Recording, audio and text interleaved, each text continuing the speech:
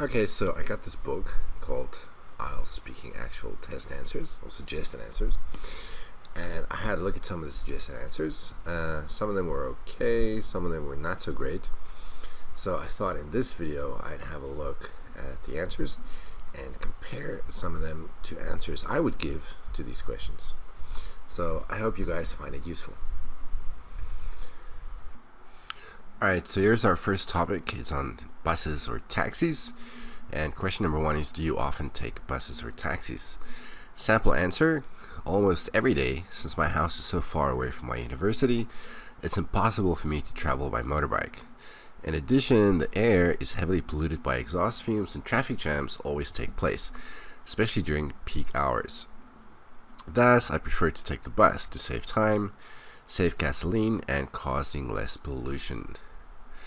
Alright, so here for traffic jams, the writer said traffic jams always take place, but we wouldn't use the verb take place with traffic jams. Instead, we could just say there are always traffic jams.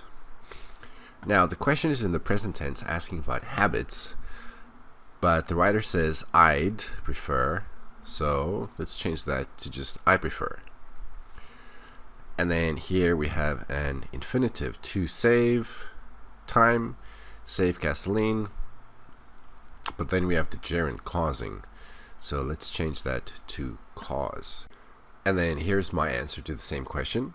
I used to take the bus to Taipei, but I hate that the bus drivers never wait for people to get off at their stops.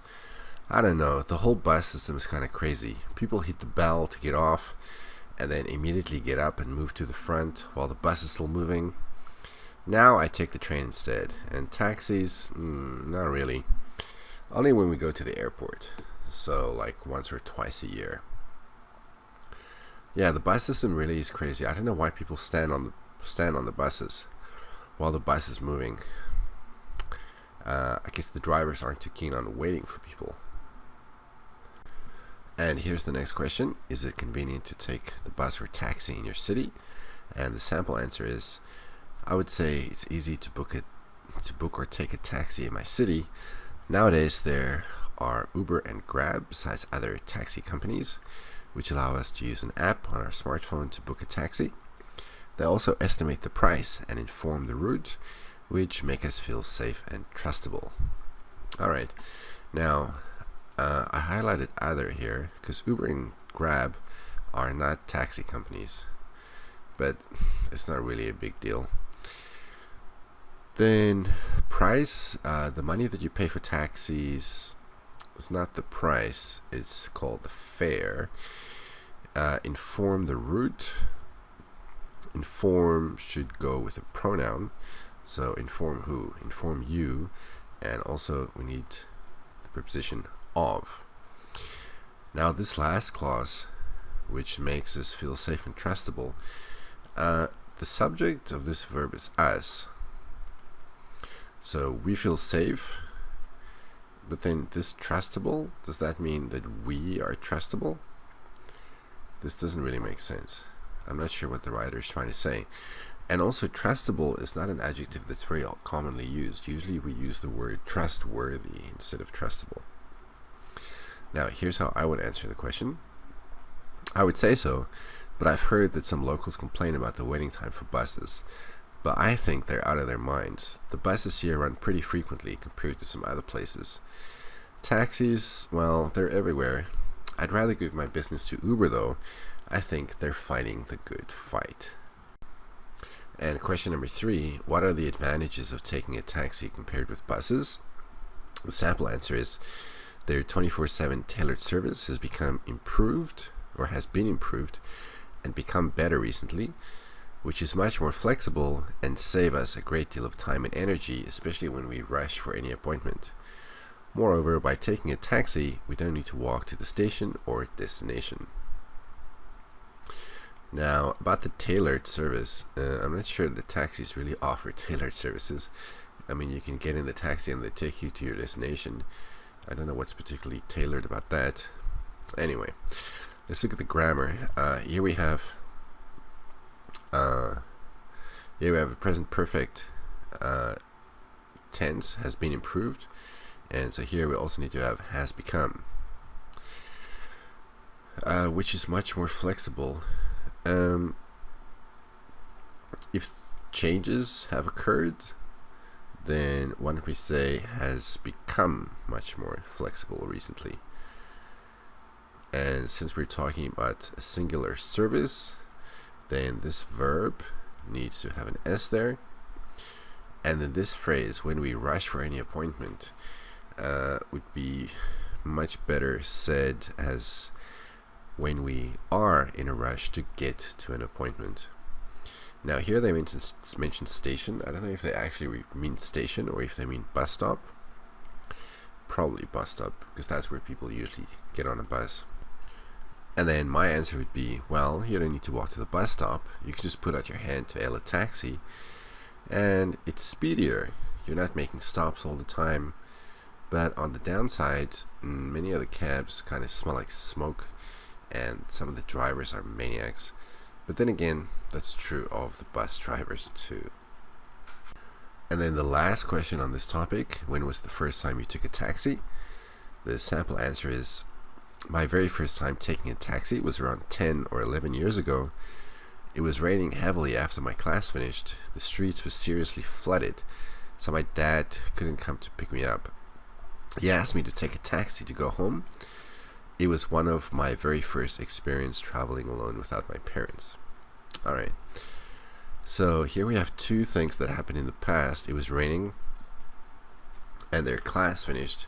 So the thing that happened first should take the past perfect had finished. And then, so my dad could not come to pick me up. Well, he's not coming here, so we need go instead of come. He asked me to take a taxi to go home. Usually we would just say he asked me to take a taxi home. And since this is one of, and here we have a noun that can take a plural, it was one of my very first, I didn't put it in here. It was one of my very first experiences traveling alone. We need an S there. Okay, my answer would be, took a taxi. I'm not sure. That's not really something that stands out, you know. I guess maybe it was to be dropped off at the airport. I don't really recall, because this is not something that I particularly remember. Okay, here's the second topic, celebrities, and the first question is, do you like any foreign celebrities? And our sample answer is absolutely. The person I'm going to talk about is my bias. Ever since I was a teenage girl, Miley Cyrus. I guess most people at the same age as me grew up with Disney Channel, and among its successful series, Hannah Montana, starring Miley Cyrus, would always be on top of my list. Although now she's grown up, I'm still a big fan of her amazing voice and highly inspiring songs. Alright, now this is part one. We don't need this phrase I'm going to talk about. This is better suited to part two. You don't need such an introduction to part one. Now, here, this person uses since, so we need the present perfect tense. This person has been, not is. And they use the word bias to mean a person, but a bias is an attitude, not a person. You can have a bias towards something, but bias doesn't mean person. So maybe change that to favorite. And here, when they talk about the Disney Channel, whenever you see the name of a channel that has the actual word channel in it, then we need the word the. So for example, the Disney Channel. And here where we have on top of my list, that's the wrong preposition. It should be at, and it's also the top. Now, highly inspiring is not necessarily wrong, but people don't commonly say that, so let's just say inspiring instead. And my answer would be, nowadays, not really. Everything has become so politicized that people who are in entertainment are now constantly spewing off on politics, which is fine to some extent. I mean, everyone has the right to their own 2 cents, But just because someone has a platform, is an, let's say, influencer, it doesn't hold that their opinion is any more valid than someone who doesn't. And here's the second question on celebrities. Do you think we should protect famous people's privacy? Indeed, as you probably can tell, these days fans, anti-fans, and even non-fans are so curious about what their bias are doing. Some are aggressive that they mentally attack their bias by leaving bad comments online. Some even approach them in person on the street, especially the so-called paparazzi. Thus, I strongly agree that there should be some regulations to protect the celebrities' privacy. Okay. So here we have a modal and an adverb.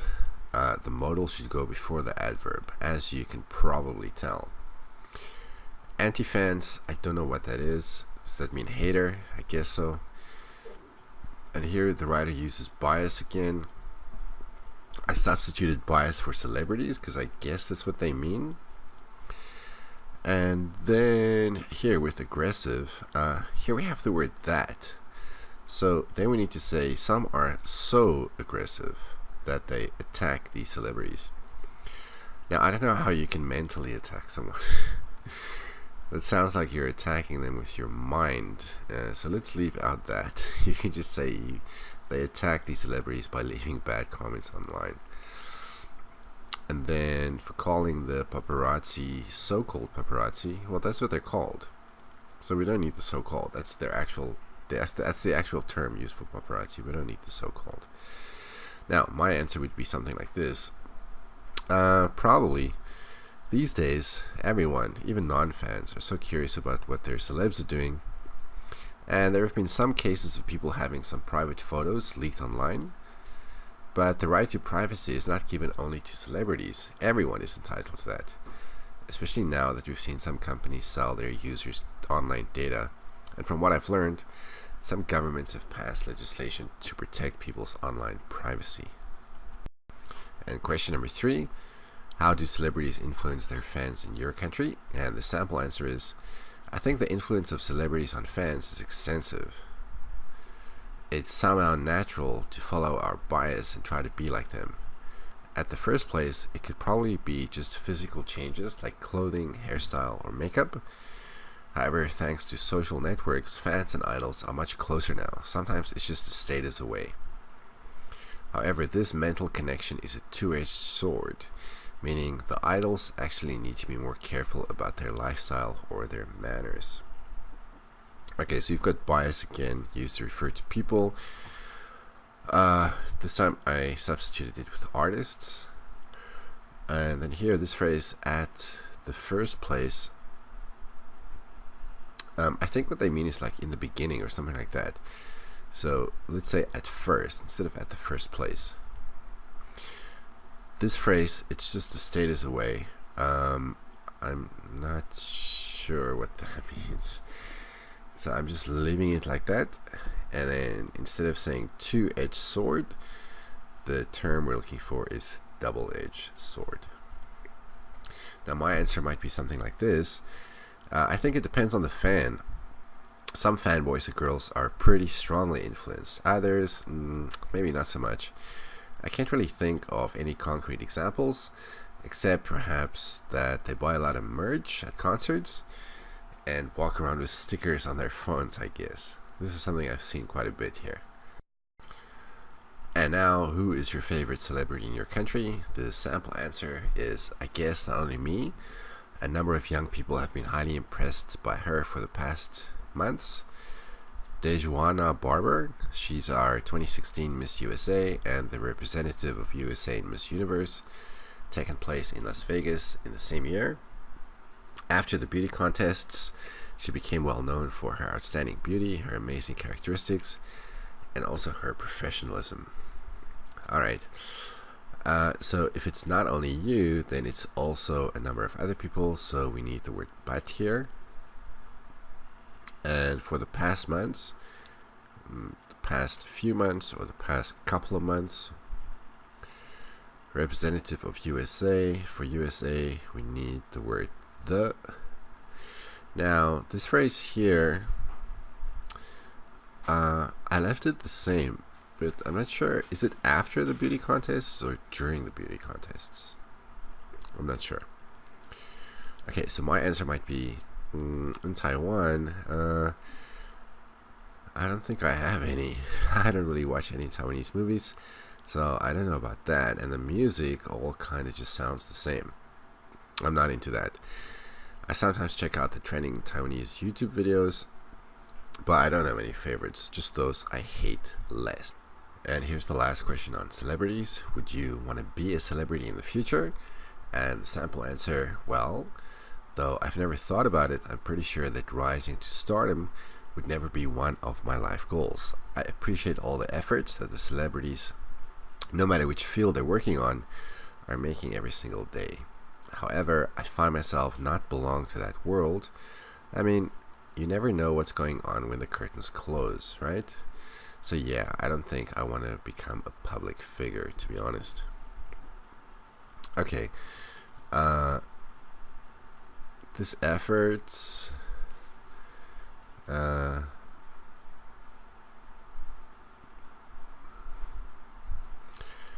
is better kept in the singular, so I appreciate all the effort. And here we have the preposition on, but field usually goes with the preposition in. You work in a specific field, not on a specific field. Now, here we have the sentence, or this phrase rather. However, I find myself not belong to that world. Okay, so if we have the verb find, then this needs to be a gerund. So I find myself not belonging to that world. But it's kind of weird to say I find myself not belonging to that world, because either you belong there or you don't. It's not something that suddenly happens to you. So I'd rather say, however, I do not belong to that world. And then here we have this phrase, when the curtains close. I don't know if they mean behind closed curtains. I think so. So I change it to behind closed curtains. And how I would answer this would be to say, the money would be nice, the fame not so much. I don't want people to know who I am. I'd rather be well off and anonymous, like some kind of movie villain, and buy my own island, like Dr. Evil.